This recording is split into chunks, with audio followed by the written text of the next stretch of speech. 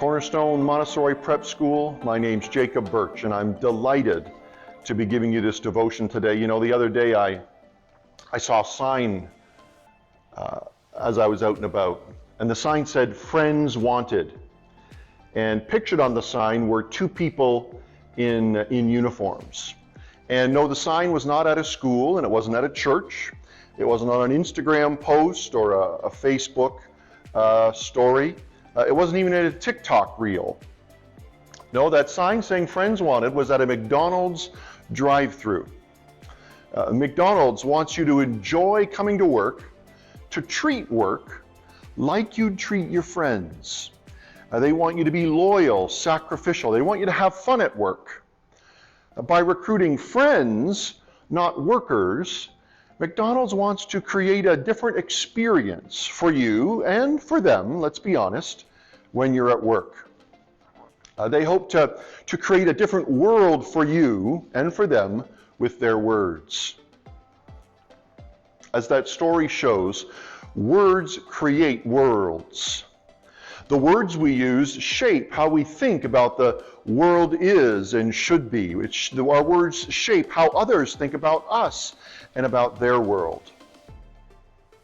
When you think about work and think about friends, and not about work or being a worker, you react differently.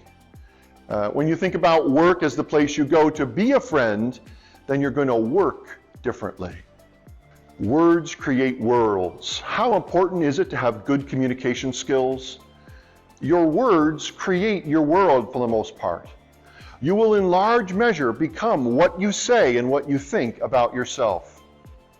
Jesus' brother James knew the power of our words. He was the pastor of the church in Jerusalem after Jesus went back to heaven. And in his church, there was a problem. The rich people were saying mean things to and about the poor people. The poor people were saying envious and hurtful things about the rich people.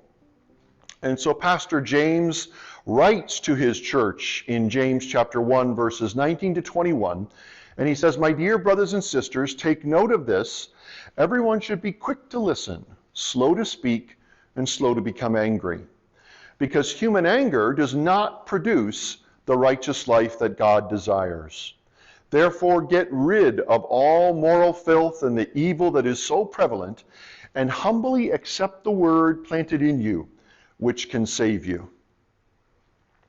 Cornerstone, he wanted a church that was peaceful and loving, and knew that to create that kind of church, people needed to share peaceful and loving words with each other, not angry, envious, and hurtful words.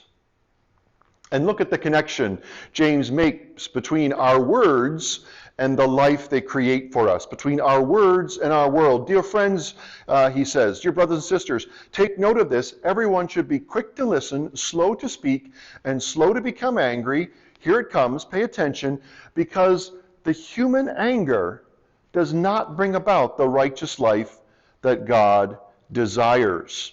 Our anger, our angry words, does not create the world that God wants. James agrees that words create worlds. So if words create worlds,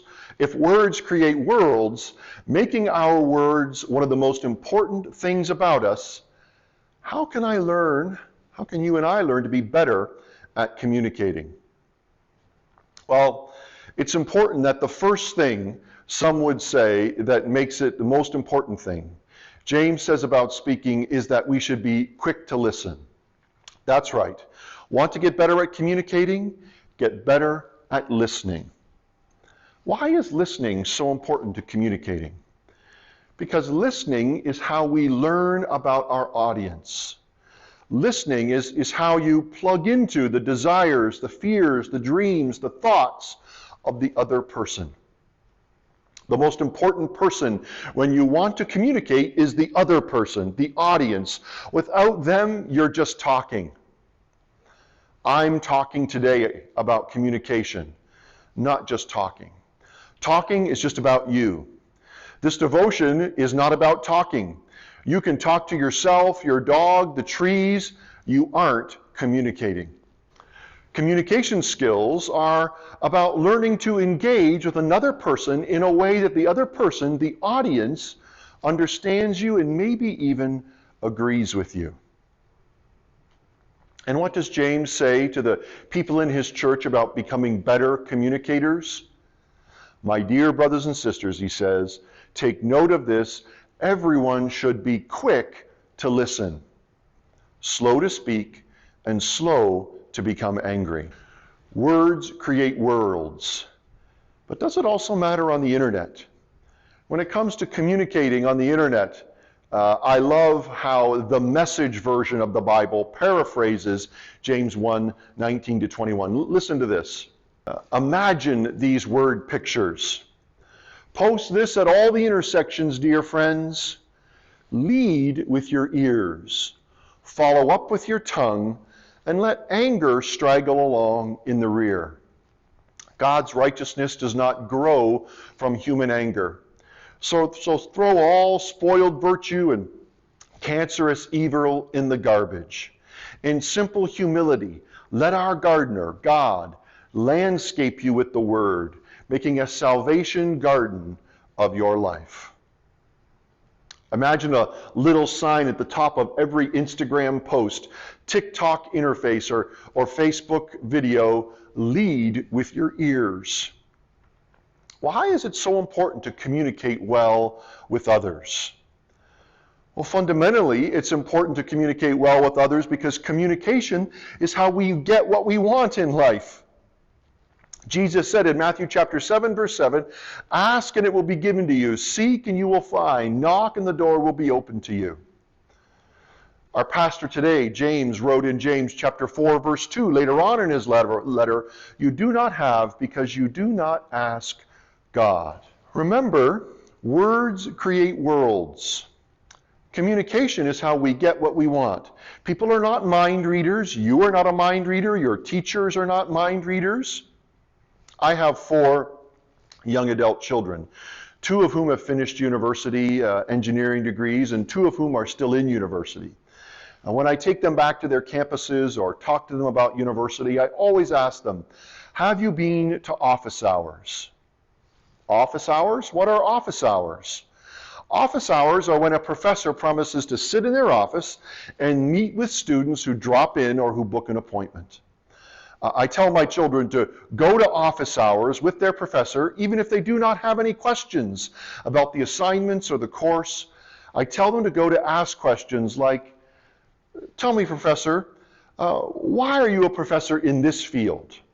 Or what is it about this field, this subject area that excites you? I want them to go to office hours to listen to their teachers because it builds a relationship which aids in understanding what the professor wants, needs, and feels about the subject matter, the student, and the assignments. I want them to go to office hours because it helps my kids communicate.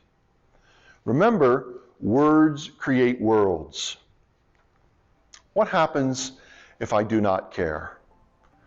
Some of us think we don't need other people. Some of us think we are being a rebel or exceptional when we do things on our own. Some of us have suffered trauma, and so we don't trust other people or care about what they think about us. So we don't care whether or not we communicate well. Well, I'm sorry if someone has hurt you, and that makes you not care how others perceive you or react to you. But remember, words create worlds. If your words are uncaring, your world will be uncaring. Uncaring about you and about what matters to you. When someone makes you angry or says hurtful things to you, remember what Pastor James wrote to his church and to us. My dear brothers and sisters, take note of this. Everyone should be quick to listen, slow to speak, and slow to become angry. Words create worlds, Cornerstone Montessori Prep School. That little sign at McDonald's is a sign that they want to create a different world at work through their words. Are you struggling with the world you're living in? Are you not getting the marks you want? Are things not going as well with your brother or sister as you'd like them to? Take a step back and think about your words. The words you're using in class, the words you're using at home, and think about how if you change your words, you can change your world. Thank you for listening. God bless.